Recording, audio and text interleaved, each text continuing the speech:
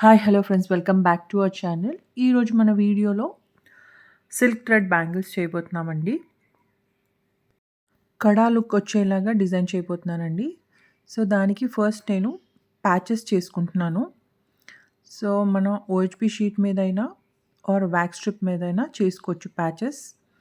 So నేను OHP sheet తీసుకున్నానండి. So first నేను సిల్క్ థ్రెడ్ ర్యాప్ చేసుకున్న తర్వాత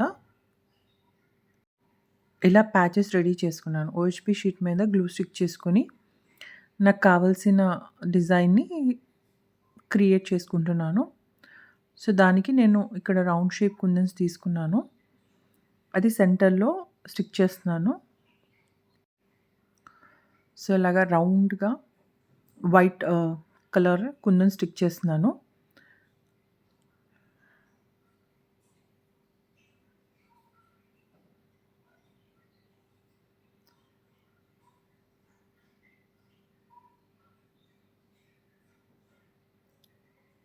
అండ్ ఇప్పుడు దీనికి ఔటర్ లైన్ నేను డైమండ్ షేప్ కుందన్ స్టిక్ చేసుకుంటున్నాను పర్పుల్ కలర్‌ది. సో 2 రౌండ్ కుందన్స్‌కి సెంటర్‌లో నేను ఇలా డైమండ్ షేప్ కుందన్ని స్టిక్ చేస్తున్నాను.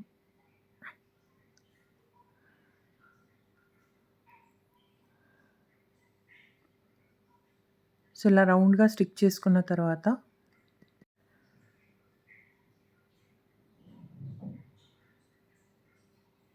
ఒక 12-24 అవర్స్ డ్రై అవ్వనిస్తానండి.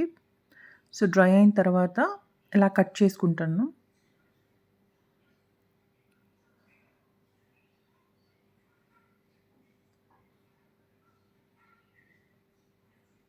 ఇలాగ కట్ చేసుకోవాలి. సో మన బ్యాంగిల్‌కి ఎన్ని కుందన్స్ పడతాయో అన్ని కట్ చేసి పెట్టుకున్నాను. అండ్ గ్లూ స్టిక్ చేసి జస్ట్ ఆ ప్యాచెస్‌ని ఇలాగ నేను 2 కట్ బ్యాంగిల్ మీద స్టిక్ చేసుకుంటున్నాను. మనం ఇది 1 కట్ బ్యాంగిల్ మీద కూడా స్టిక్ చేసుకోవచ్చు. సో 1 కట్ మీద స్టిక్ చేసినప్పుడు ఇలా మనకి కడా లుక్‌లో రాదు. సో అది కొంచెం డిఫరెంట్‌గా ఉంటుంది. సో ఇలా మనం ఒక సింగిల్ ప్యాచ్ స్టిక్ చేసుకొని ఇలా బ్రాస్లెట్‌లా వేసుకోవచ్చు. ఆర్ ఇలా 3 ప్యాచెస్ పెట్టుకొని కూడా బ్రాస్లెట్ మోడల్‌లా చేసుకోవచ్చు. ఇలా ఓవరాల్ స్టిక్ చేసుకుంటే మనకి ఇలా కడా బ్యాంగిల్‌లా లుక్ వస్తుంది.